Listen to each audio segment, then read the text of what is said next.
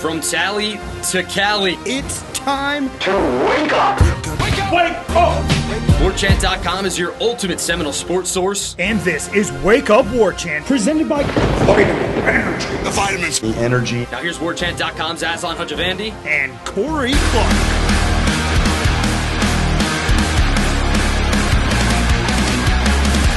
Wake up! It's Wake Up Warchant presented by Vitamin Energy. Coming up on today's show, injuries, the headline from over the weekend. We sum it all up for you. Corey gives you the reason for confidence in the upcoming season, and we revisit the Tommy was inconsistent chatter. Wake Up Warchant presented by Vitamin Energy, vitaminenergy.com. Shake it and take it. You know what I did this weekend, Corey? I shook it and I took it.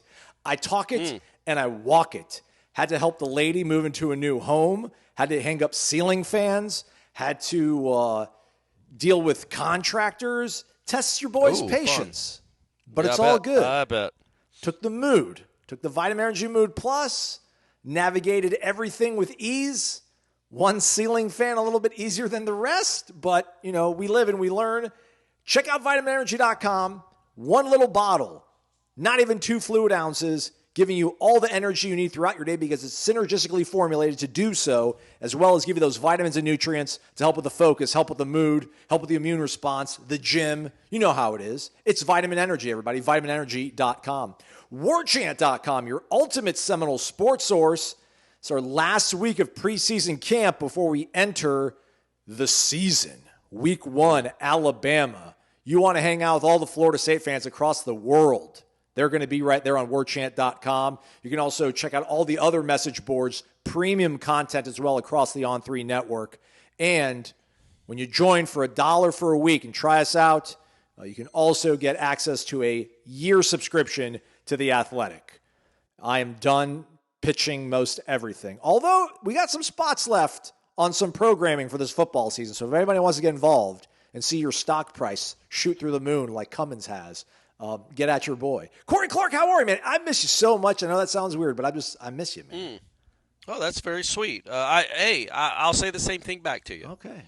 I really will. That's the kind of relationship we have, and I appreciate it. I miss you too, buddy. And we have made it to college football season. Yeah. There are college football games this week. Oh. Stanford taking on our guy Ralph's Hawaii Rainbows. Okay. Well, there's Iowa State, Kansas State. Early. Yeah, there's the Dublin game with Kansas State and Iowa State, I think. So there's some real football going on this weekend. And then, obviously, it really ramps up for real next weekend. But you can taste it. We're here. We're on the other side of the hump. We're coming down. We got college football waiting for us very, very soon. All right, so I was not able to be by my computer all weekend long like I usually try to be so I could be totally informed and give you guys the best show possible. But I do have access to warchant.com, so I was able to peruse some things.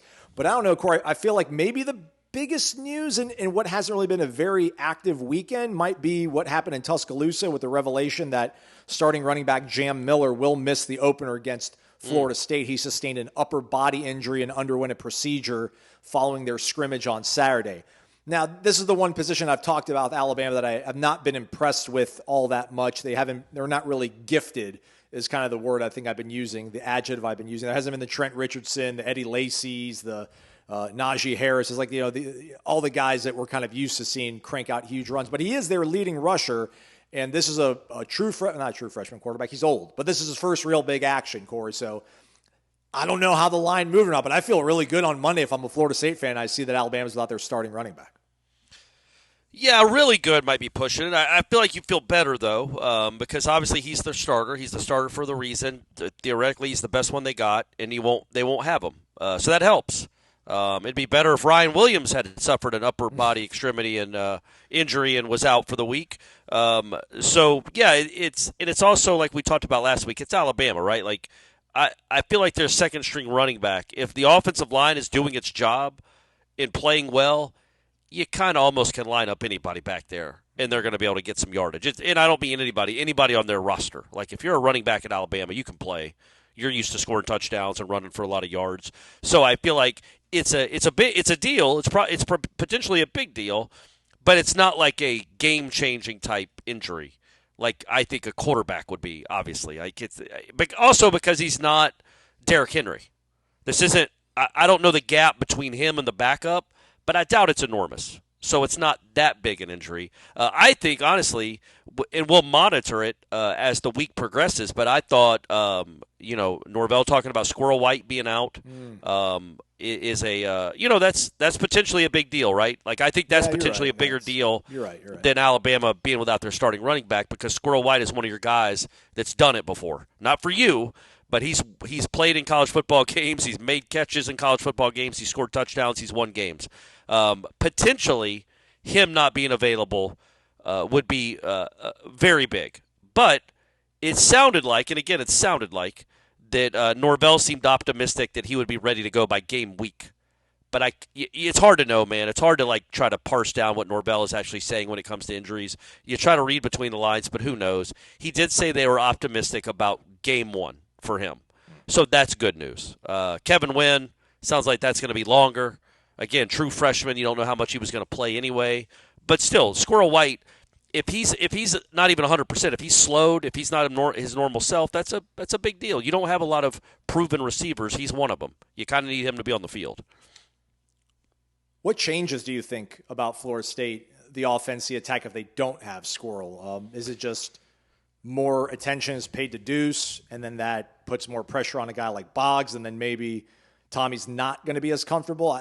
I'm not trying in any way, shape, or form to discount the presence of a fully healthy, optimal Squirrel White. But I'm wondering, how would you see it kind of playing out if he were not 100% or if he actually ended up having to miss a game, which we're not reporting that at all. We're just having some conjecture on a Monday, everybody. Yeah, no, I think if Squirrel White isn't able to play, it's a big deal. I mean, he's your speed guy that starts. Like, Danzy is a role player right now. Although Tim Harris was very complimentary of how far he's come and that he could actually be a pretty important player for them this year. He's still a role player. He's a package deal if he comes in at all. He's not a starter, although he's the fastest kid in the country probably. But I think it makes maybe more. You're going to be a running team anyway. Maybe it's a lot less 3 wide receiver sets. Maybe it's you don't have him in the slot anymore or him on the outside and Boggs in the slot. You just have Boggs and Deuce Robinson. The thing about this, we all like Boggs. We all think Boggs can play, and he might end up being awesome. It's his first game as a freshman. It's not ideal to have him be on the field for 50, 60 snaps as one of your go-to guys. Now, maybe it is. Maybe he goes 10 for 180, and he really is as good as they say. But I'm not expecting that in game one. You really need some veteran experience leadership. I think, though, if Squirrel's not available for the whole game or some of the game or isn't himself, you obviously you do a lot more 2 tight end, 3, maybe even 3 tight end sets. A lot of maybe more Jalen Lucas type packages.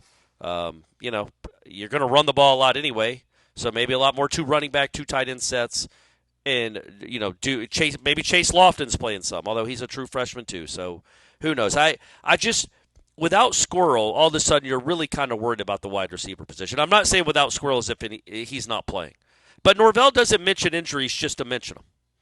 You know what I mean? He's not just like, oh, yeah, he was a little banged up, but we should get – like, if he's telling us that Squirrel White is hurt, because it's not automatic that he's going to play. Like, it's a serious enough injury that Mike Norvell mentioned it to us. Does that make sense? Because he would – so I think that's what has me a little bit concerned, that it's a serious enough injury that they're optimistic about it, but they're not – he didn't say they're expecting. I don't think he used that word. I should go back and actually read my story. I don't think he used the word expecting. He just said optimistic. So, that's not – it just doesn't fill me with great confidence that Squirrel White will be ready to go. But, again, it's me just guessing because we don't get to see practice, so I don't know how slowed he is. And, heck, if we could see practice, I would talk less about this. Yeah.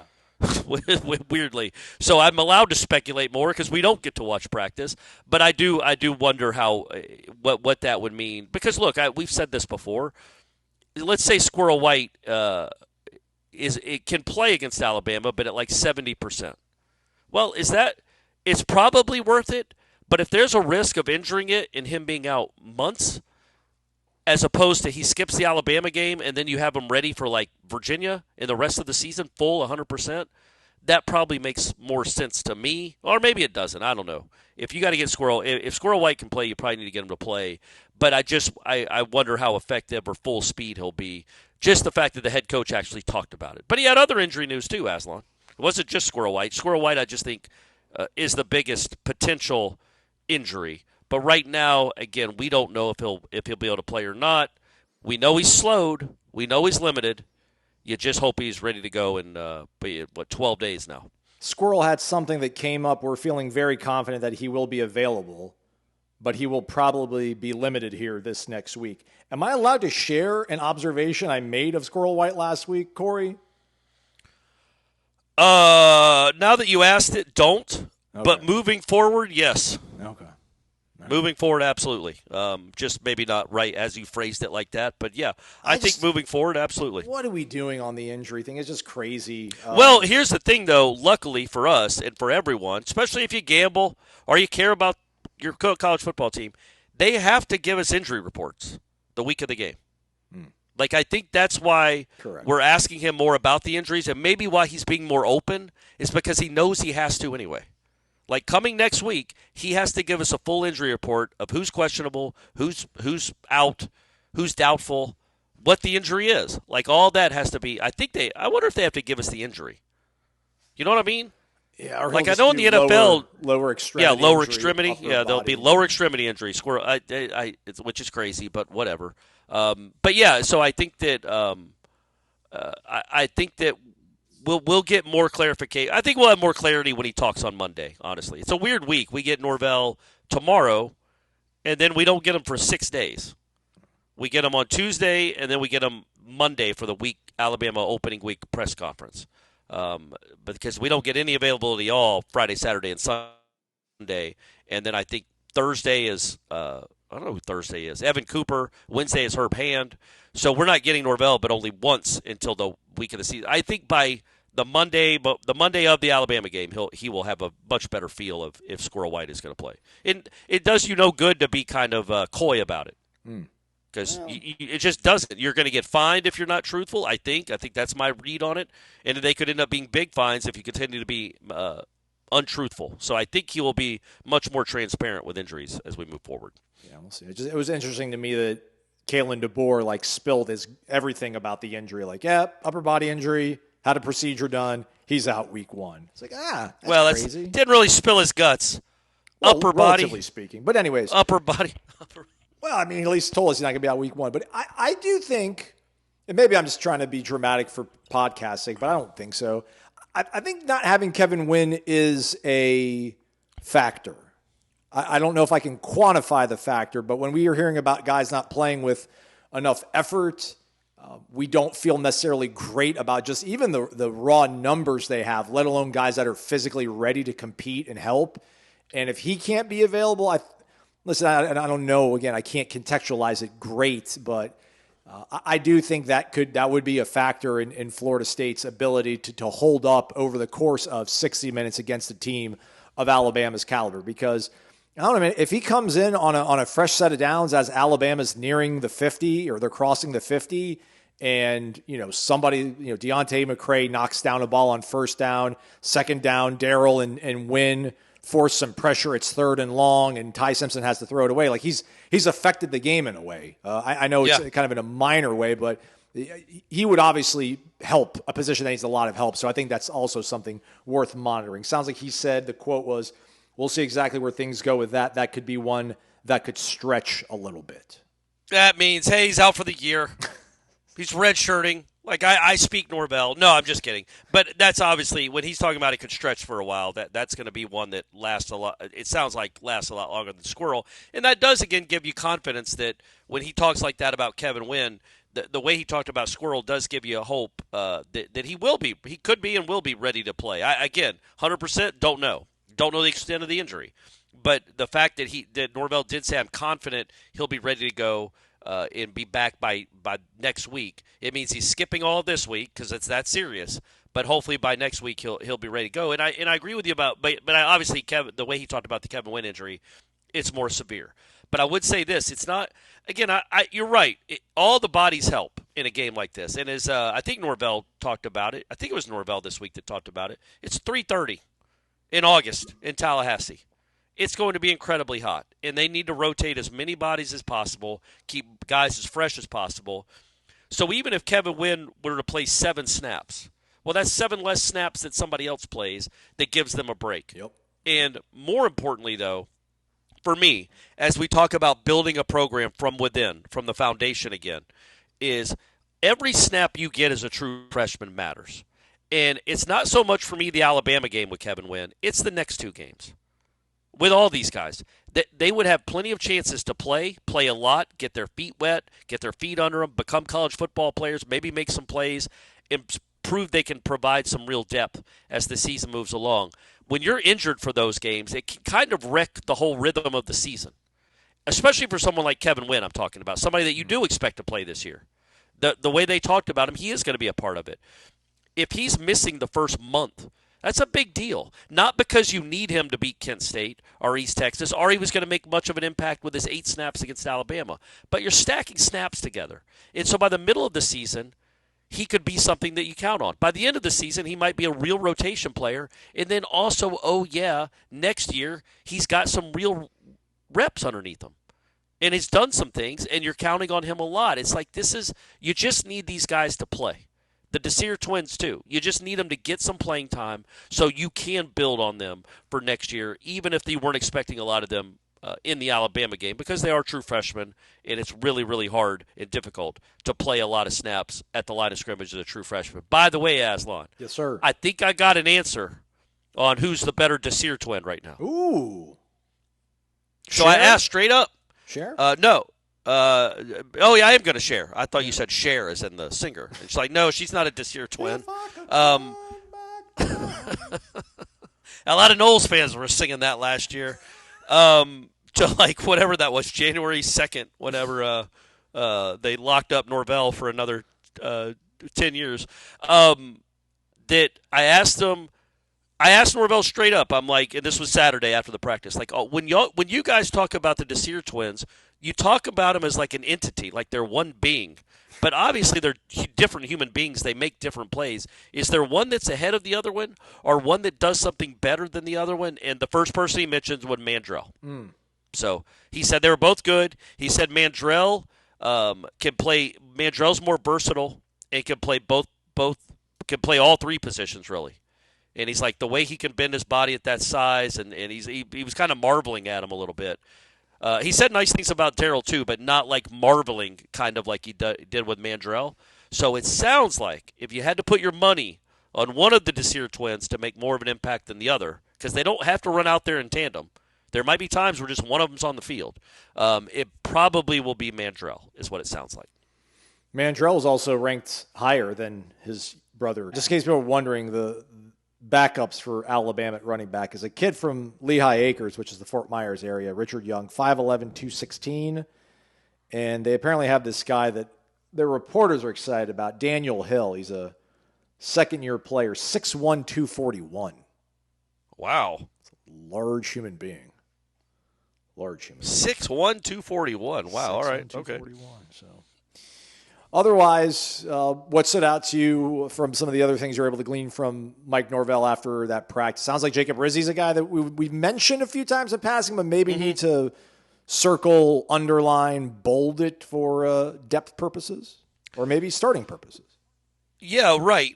He's definitely for depth, but the way Norvell talked about him, and just to remind folks, I know I do this a lot, but I know that maybe not everybody, it's hard to keep tabs. Well, look, we're not great at knowing who's on this team anymore. So I feel like we have to remind everyone where the stories. He was a transfer last year from Harvard, who played at the end of the season, right? Maybe the last 4 games, yes, right? Correct. I feel like, yeah. And as you said, I think it's Pro Football Focus, so we take it with grains of salt, but he was the highest graded offensive lineman they had those last 4 games. So he's back, and he had an injury. He had a long off season, a lot of rehabbing, and the way Norvell talked about how important he was to get him back, like having him back in the fold is huge. I think he used the word huge, or a really big deal. He said something like that, like how important it was for that offense, and that he really is in the mix to be a starter, not just provide depth, but has a chance to win a starting spot. Again, really good news, right? But whether he wins it or not, who cares? The fact that now it sounds like, I mean, he cares, his family cares, I get it, but it's not just 5 guys and pray for non-injuries. It sounds like you're going to have some depth, whether it's Rizy playing, and I don't know, man, Otto. Medley or Leonard sitting or Otto. Like, my point being, like, maybe Medley's the 6th guy.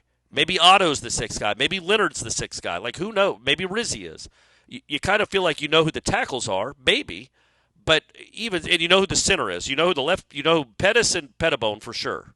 Probably Leonard, but who knows? But it sounds like you have six guys for sure that they really, really like, which is good. You'd rather have 9, but you have 6. Maybe Otto is 7. Maybe somebody else, Lucas Simmons or somebody, develops into number 8. Again, we'll get to talk to Herb Hand later this week, and he's going to be a really interesting person to talk to, just to get some updates on the younger guys.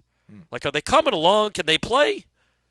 Can you foresee where any of these guys might start a football game for Florida State this year or next? Like, that would be wonderful to hear from Herb Hand. But you do like that Rizy, another 25-year-old, played a ton of football.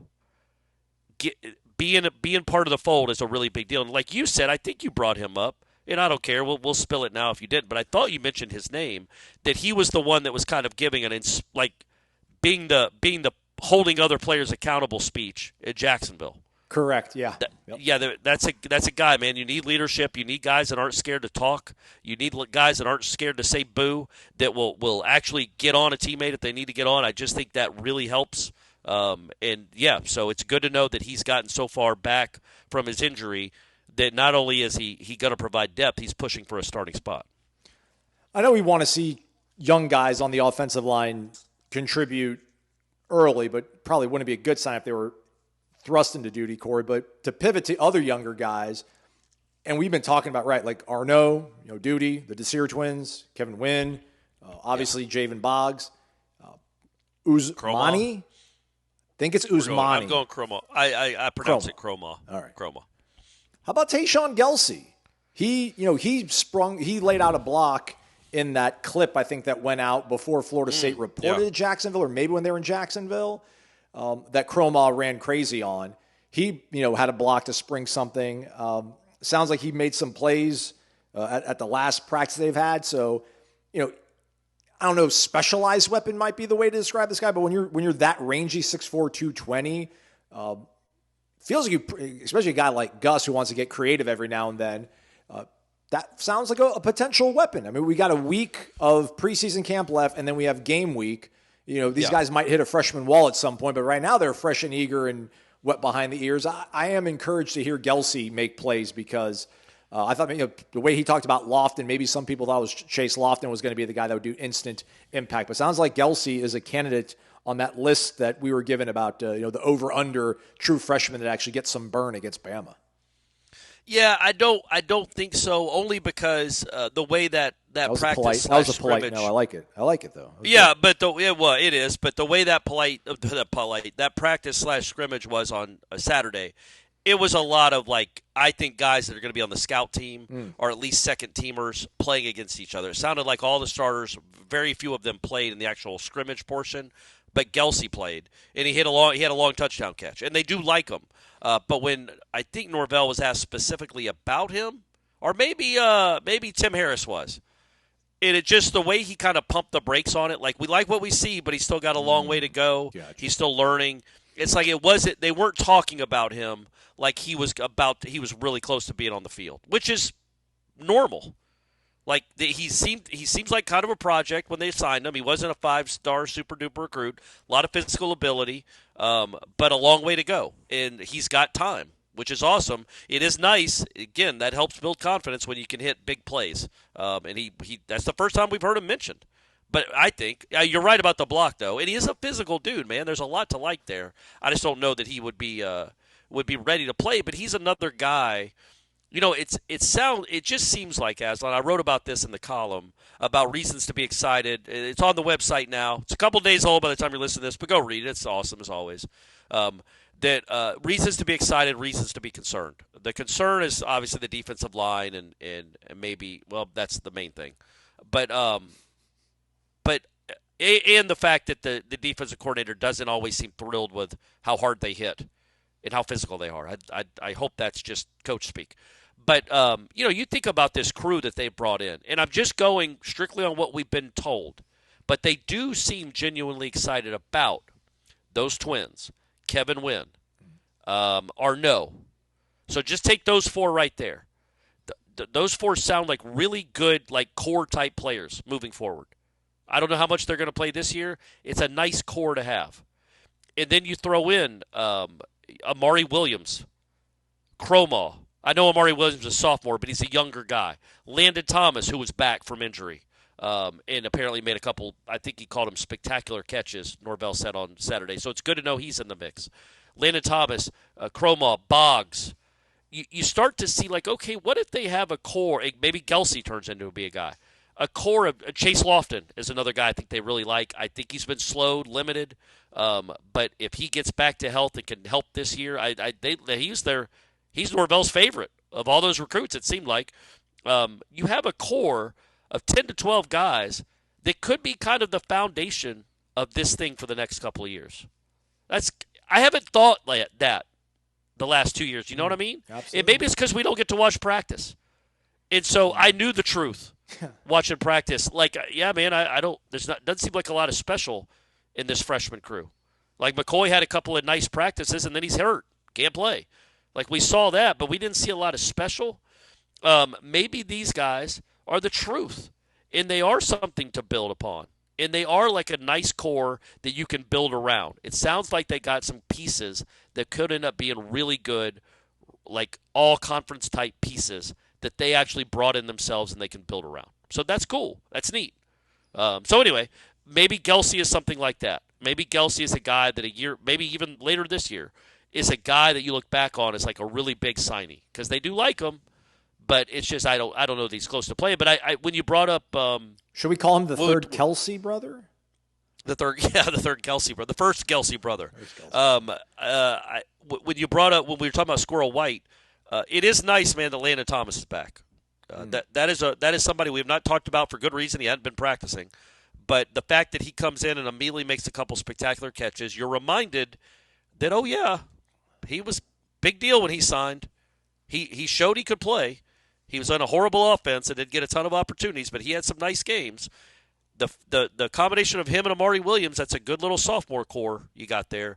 But what you still have to build upon as we look towards the future, I know we're about to start 2025, but if you think about 2026, what you feel good about, I think, is that core I was just talking about. What you wonder about a lot is the line of scrimmage, especially the offensive line, because you're losing all of it. And can any of these guys mentioning that? It's not like you want to see a bunch of freshmen play against Alabama, but you would like to see some of them like hear good things, and like maybe they do work themselves into the rotation, or at least get to play a lot in some of these games if you can actually blow somebody out and get some film and build upon that. Because last year none of them got to do anything because they were always behind. And the year before they kind of played, they played some close games there where you didn't get a lot of experience for these backups. But you've got to get better on the line of scrimmage moving forward. I'm talking about 2026 and beyond. But I do like the core of some of these skill guys, man. I really do. It seems like they might have done some good things, and now we don't know about the quarterback either. Corner Pocket Bar and Grill, 2475 Appalachia Parkway. Go check it out. Tomorrow, trivia, 7 p.m. sharp, everybody.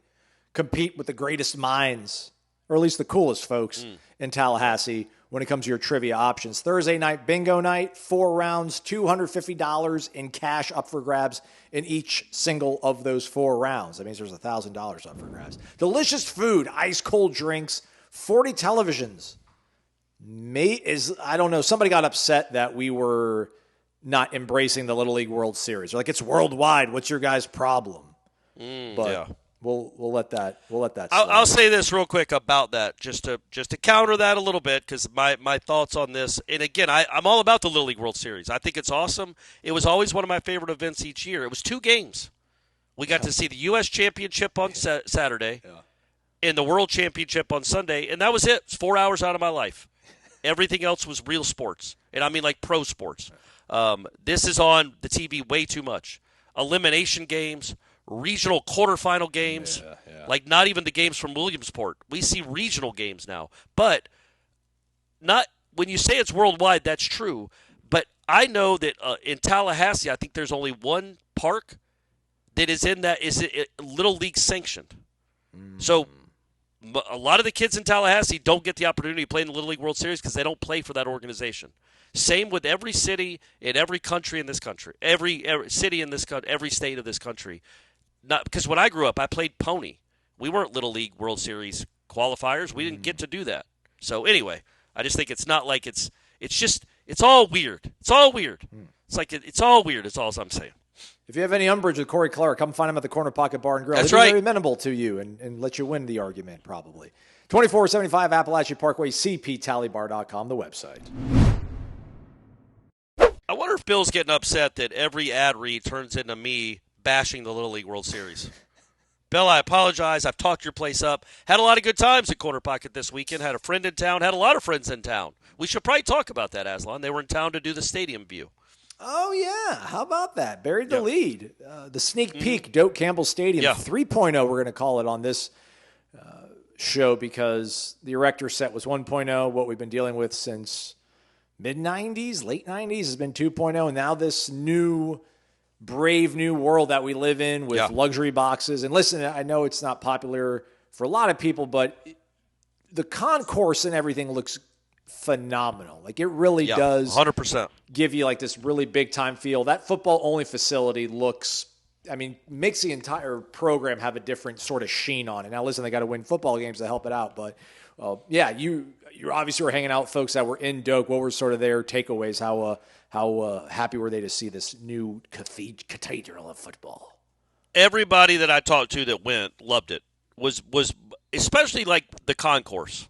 Was blown away by it. And I'll be honest with you, I didn't know it was going to look like that. It looked like a rendering almost. What they did with that really is cool. They did an awesome job with it. Again, we'll see what the experience is like on 2 Saturdays from now. We'll see what it feels like. We'll see about the seats and concessions and all that. I get it. There's always going to be hiccups and hangups, but it looked like from the pictures we saw, the video we saw from our friends that went in and all over online, it seems like it was it's a huge upgrade. Huge upgrade. Was it worth the money? I don't know, but it was a huge upgrade, especially in the bowels. Really needed. It looks really, really nice. And that's cool. I remember when you texted Ira and I about like you kind of got a tear in your eye looking at when the first time you saw the progression of the IPF. Yeah. You could see it really coming together with the glass and the way the building was, the structure and everything. You're like, man, this makes me proud to be an FSU alum. I think there's going to be a lot of people walking into that stadium, into that concourse that can kind of feel that way, like a swell of pride. Like, this is really neat. This is really cool. They did an awesome job, and so that's what you hope for anyway. We'll see if if it's the whole stadium, what they end up doing 10 years from now, if it all looks the exact same.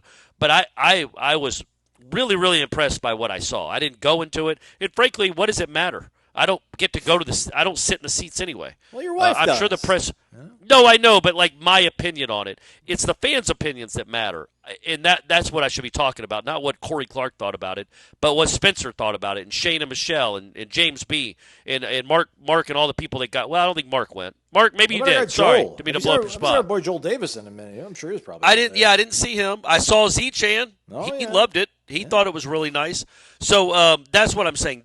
Their opinion and their feedback is what matters, and they really seem to like it. So that's what's so encouraging, and I'm glad. I'm happy for them because Lord knows they all spend a ton of money. You want a return on that. You want to feel like you invested in something that looks good, and it sure sounds like they did. To double back to the conversation before we went to break, Corey, with your something to be encouraged about, something to be concerned about. Would it be accurate and inaccurate to say that you might be looking more forward to the Clemson game in November than the Alabama game? Obviously, we're talking about these guys projecting out a year, 2 years from now, these true freshmen, but with the amount of guys, this core that you've talked about, are these guys that you think could be ready, not to make a huge seismic shift in the way this team plays by November, but could be guys that could help them sneak a win in Raleigh or hang tough in Death Valley and see kind of what happens? Is that the kind of sense that you get when you hear Norvell and all these other coaches talk about these young players? It's the hope, right? I don't know if it's the sense. It's just the hope you have, and the glass half full way of looking at things is. I do think there's as I said it. It's like what if Amari Williams really is an incredible football player? I mean, he was 17 last year when the season started, and he played tight end as a true freshman at Florida State. Scored a couple touchdowns, including one against Clemson. Like, what if Landon Thomas is the real deal? What if all these things, Cromall is the next great Florida State running backs, and Boggs is the next great Florida State receiver? All that is possible. It is cool because I mean possible. I don't know if it's probable, but it's possible, and so I'm hopeful of that. And I do think there is a chance that happens. And just what that means for when you go into it all, I guess I'd put it to you this way: if let's say Florida State goes 9-3 this year, folks, good season, good season, yes sir, 9-3. Deuce Robinson has 1,100 yards receiving, his first team all conference. Honorable mention All-American, second-round pick, Jerry Wilson's first-team All-ACC. Go down the Squirrel White has 700 yards receiving. Castellanos runs for 800, throws for 2,500. Darrell Jackson turns into Darrell Jackson and becomes a first-round pick. James Williams, early-round pick. All this stuff happens. It would be neat. It would be really fun. It'd be a fun season, especially coming on the heels of what we came off of. But then what? We've lived this before. We went through a 19-game winning streak that was followed by 1-11 against the next 12 Division I opponents.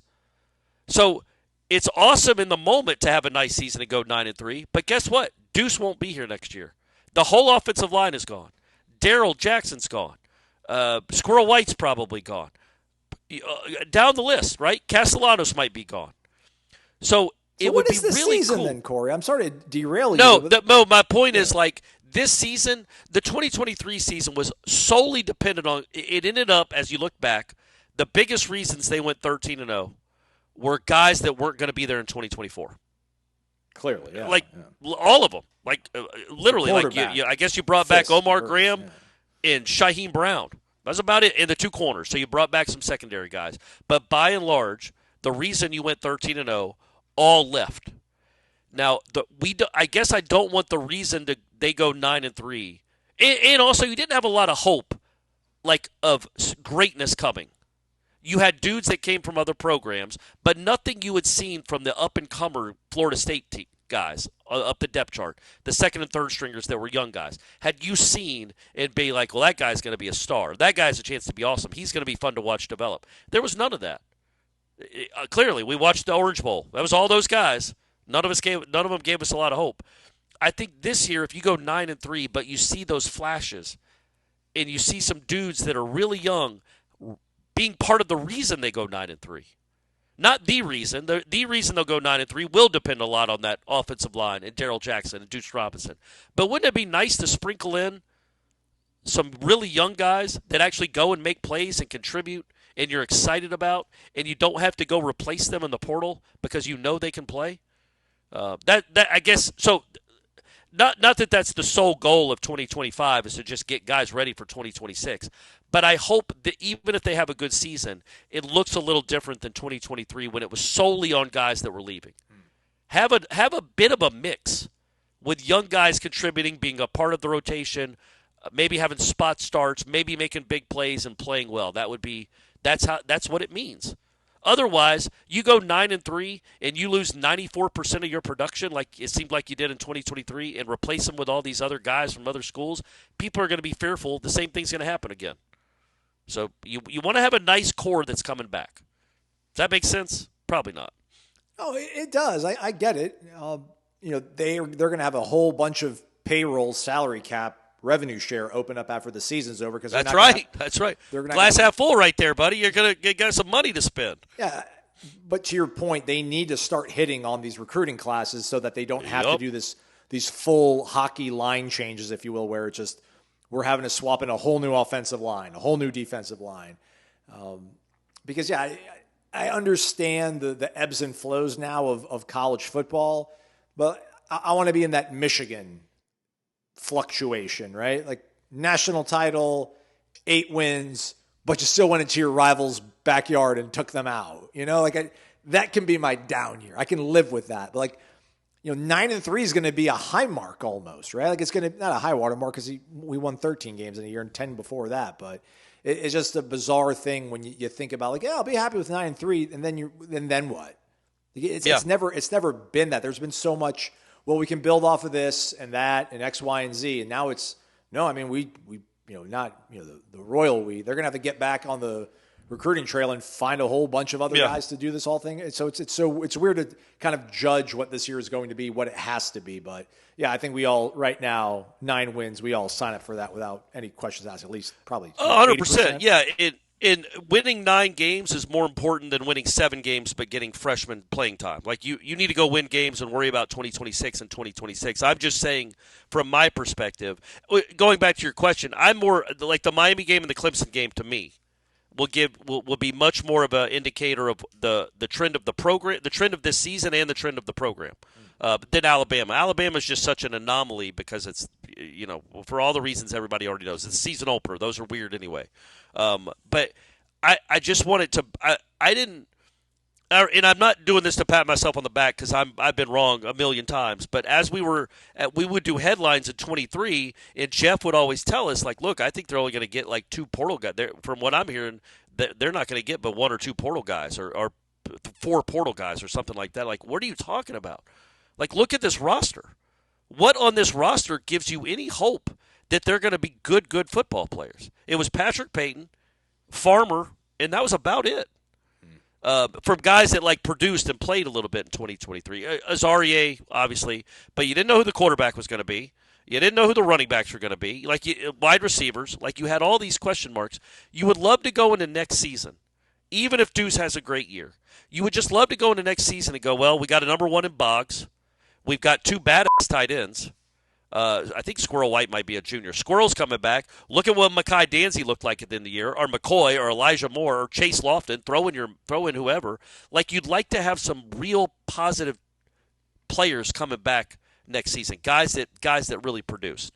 And that's what that's what has me excited about what we've heard so far this preseason camp. It is a lot of talk about the younger guys. Well, good. Hopefully they're awesome. Hopefully you go into next year, like I said, the Desir twins are on billboards, and they're selling us all Kias. Who knows? Like, let's hope that they become really good players. They prove they're going to be really good players because you need some of that. But I still, that offensive line, you're losing the whole thing. But I'm worried about 2026 problems, Aslan. We got to get through 2025 first. And this offensive line, you got 6, essentially, Aslan, don't you have 6 fifth-year seniors? At least, and Medley's like a 7th-year senior?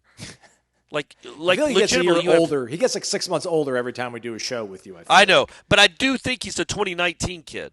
He is. He's a 2019 grad. So, like, you have one 2019 grad and then a bunch of 2020 grads. These kids went through COVID their senior years, gang. They didn't go to prom. They can do anything.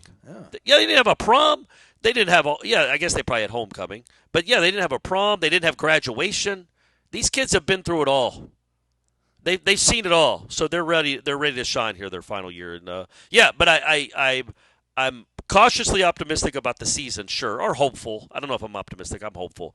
But I really want to see some young guys that can play and play early and be contributors. Give us something to think positive about going into next season, even if you are losing a lot of talent. Decisions. Power or speed, quality or quantity.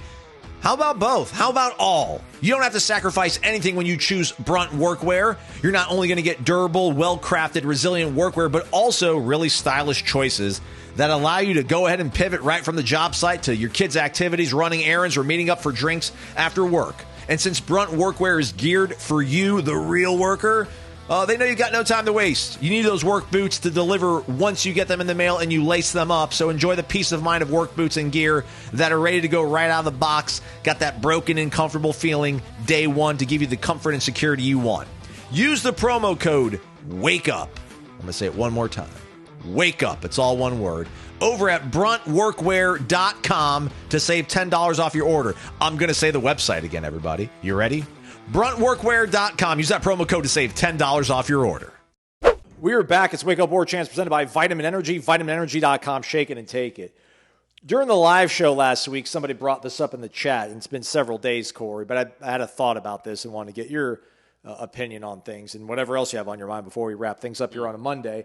Also should have mentioned, be on the lookout for Matt Lasserre's new podcast, everybody. If you're into recruiting, Matt's doing a podcast about recruiting. So give it a check out, subscribe, look out for it on the YouTube. But somebody brought up in the chat, Corey, during the live show that any concern about Tommy Castellanos looking inconsistent. And I didn't know exactly where the news originated from, but it did end up coming when I did the research. It was from Brandon Marcello, who's a guy that was actually in Alabama covering Auburn when Gus was at Auburn. So I feel like he's probably pretty well connected to people around Gus and in his orbit. So when he's the guy that reports, I'm like, okay, well, there's a little bit more credence on that because I didn't know if that was just some bloke, jamoke, schlub with a microphone. But he did say that it was like the first week of practice up until the first scrimmage. And then when we speak to Norvell immediately after the second scrimmage, it's interception by Jerry, but then he bounces back with 2 touchdown drives. And it's like, oh, that was like a big kind of headline from the scrimmage. I wonder how much of that, the maturity or whatever descriptor Mike used to talk about the way that Tommy kind of escalated or elevated his play rather in that scrimmage. I wonder how much of that was because maybe he actually was looking perhaps a little less polished than they hoped for the first week or so. Any thoughts on that? Yeah, and remember now, we saw the scrimmage we saw. Oh, you did. I'm not there, poking fun. You weren't there, though, right? So correct. The scrimmage from the spring, he threw an interception in that one, too. It was a screen pass that was tipped up in the air. It was a really good – I can't remember who made the play, but it was tipped up in the air by a defensive lineman. But then he answered that, too. He answered that interception. He didn't get to play for like 30 minutes because they played Sperry and Glenn. But when he came back in, he led a scoring drive immediately after that, too. Not that that's what he's always going to do, but I do think when you've played as much football as he has, you seem less likely to spiral, right? Like, oh, no, I made a mistake. The world's ending. Like, I'm not trying to be a jerk, but he's used to making mistakes. Right. He's not been a perfect quarterback. He's lived this life. It would be like, I don't know, man, Matt Olson getting upset every time he struck out. Like, dude strikes out 180 times a year. Oh well, get him next time, Matt. So I think that there's some there's some truth to the consistency part because I mean that's just kind of who he's been. I think I'd be more surprised if they told us he was looking incredible. I think there are going to be inconsistencies, but with him, part of it too is apparently he was taking more sacks than they thought, but he wasn't live because it was practice. So I mean, I definitely don't like. He doesn't ever need to take more than 2 sacks in the game, and it would get to the point if I was his coach, I'd be like, look, man, if I'm done with you taking sacks. Quit holding the ball, waiting for people to come open. Get out of the pocket. I don't care if you run 30 yards backwards and then turn around and start running towards the line of scrimmage. Quit running into sacks. Quit trying to dart into them. Quit trying to be the prototypical pocket passer where you step up in the pocket and keep scanning. We ain't that team, man. If you're feeling the pressure, get outside the pocket and go. That would be we don't need 6 sacks, man. And I know that's easier said than done, and sometimes the pocket just collapses and you get swallowed up by it. But if he can get outside the pocket, he needs to get outside the pocket. I'm not worried about him. I'm absolutely worried about him throwing on time and throwing in rhythm. Absolutely. And that's where most sacks come from. It's why Kromenhoek got sacked a lot. It's why Ty Simpson got sacked 38% of the times he dropped back in the only game he's ever played that mattered. It's because when you're not throwing on time and rhythm, you don't trust it. You're not confident. You are a sitting duck. And then you're like, you start, oh, well, that's not open. Now what? Oh, now I'm on the ground. I definitely think Castellanos is going to have some trouble always throwing on time, throwing in rhythm, anticipating, all that stuff that the great ones do. I can foresee that being a problem. The difference is if he's not throwing on time and in rhythm, oh, well, there's a 12-yard run for a first down. That's what he can do. So that and it's hard to get the and I've asked this before and I've written about it. I'm not going to keep asking about it because I did it with Jordan when he was in 21 about like how do you even judge what Castellanos is going to be in a live football game when he's wearing a green jersey and the whistle blows anytime somebody breathes on him? Like he's not being really sacked. Right? He's being touched, or somebody's running by and tapping him on the butt, and they call that a sack. Well, in a real game, he's a little harder to bring down than that. In a real game, he's probably a little more competitive about staying on his feet.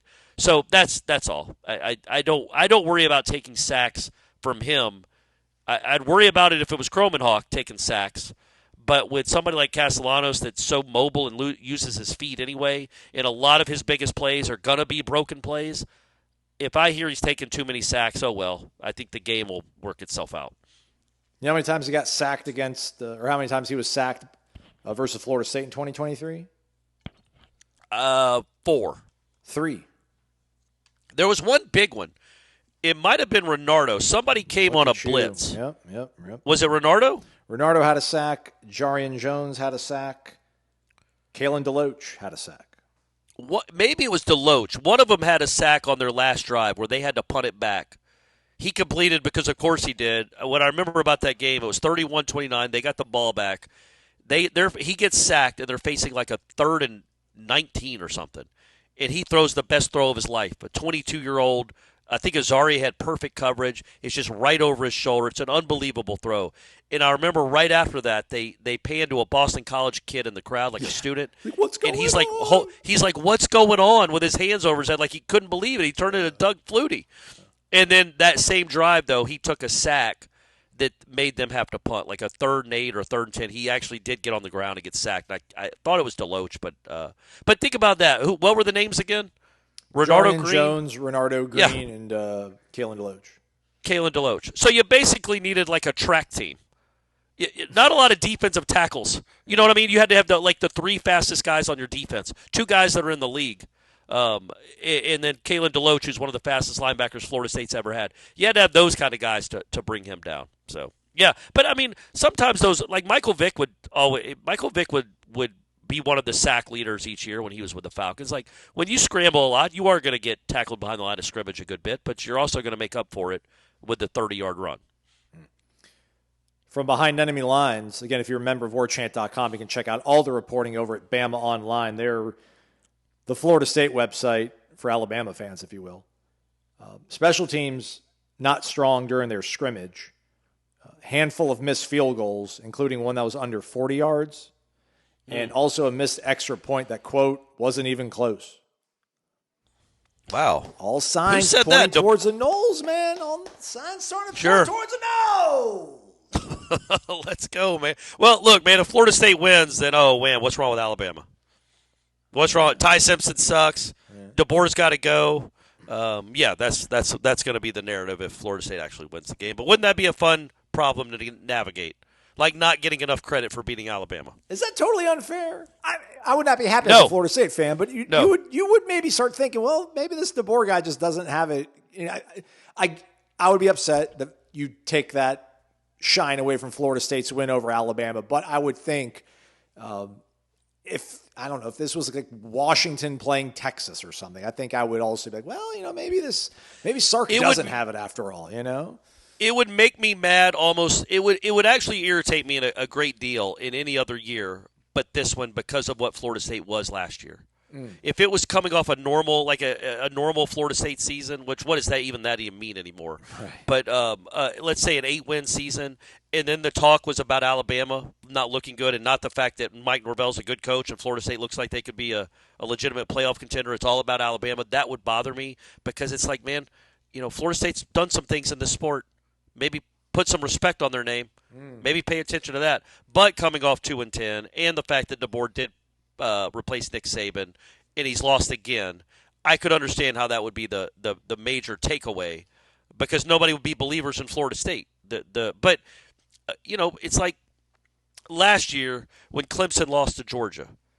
The whole talking point was Clemson. It's over, yeah. Like, what the hell's wrong with Dabo? Cade Klubnik can't play. The game's passed him by. His non-portal ass is going to get fired. And then there they were in the playoff 3 months later. So the narrative after a game doesn't really matter. It's just, and also there was some validity to that. Like, Clemson and Georgia should be on they're similar programs. One should not kind of just squash the other one so easily like Georgia did in the second half of that game.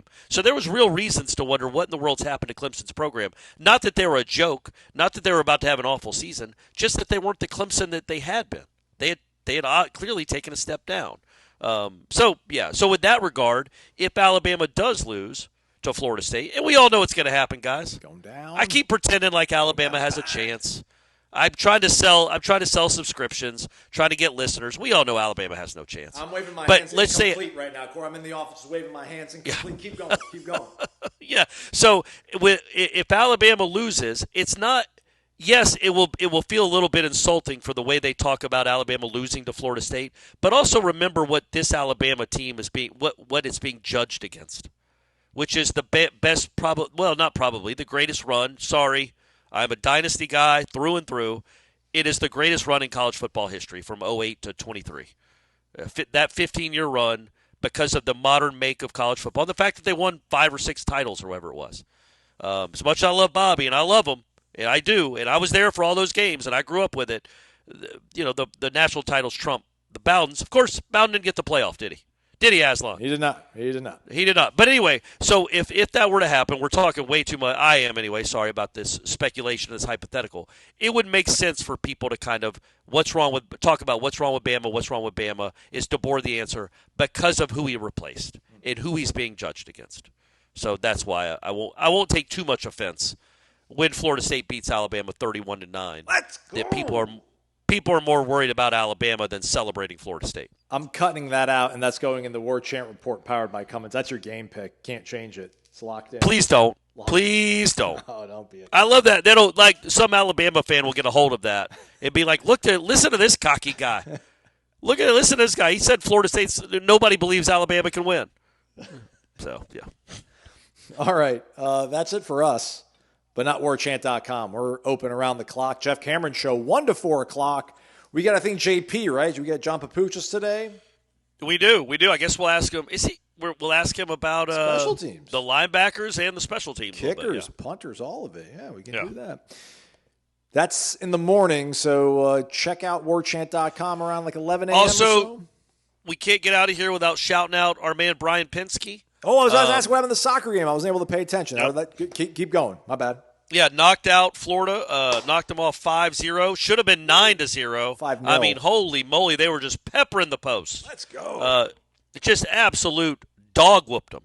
Like it wasn't even like it looked like they were playing Child's High School. It was crazy, the disparity between Florida State and Florida. And I'm not joking. Like I am. I think they'd beat Child's High by more than 5 goals.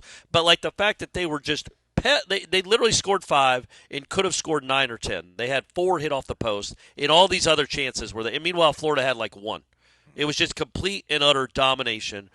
FIU on Sunday night, not as high scoring. Again, had a lot of chances, didn't connect on many, but still won 2-0.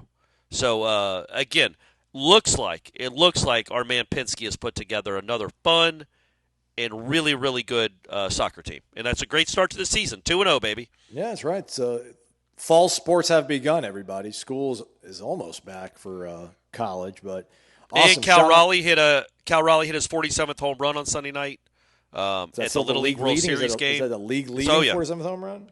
Still league leading. And I think Schwarber's next with 43. All right. 42, but that's National League. But yeah, overall he's still leading Major League Baseball in home runs, which is incredible for a catcher. And he's 1 away from tying the all-time home run record by a catcher. And he's like 7 away or 8 away from breaking the all-time record for home runs in a season by a switch hitter. Oh. He's also like, I don't know, man, 15 away from breaking Judge's American League home run record. Like he's got a chance to break some really, accomplish some great things. Just unbelievable by him. Really fun to watch that guy, what he's turned into. All right, check out the Jeff Cameron Show. Check out warchant.com. We'll be back tomorrow. Mailbag show forthcoming, and I think we're doing live shows every week. So 5 shows a week. Football season, so close. It's practically here. Thanks for choosing warchant.com. He's Corey. I'm Aslan. Thanks for listening to Wake Up Warchant, presented by Vitamin Energy, vitaminenergy.com.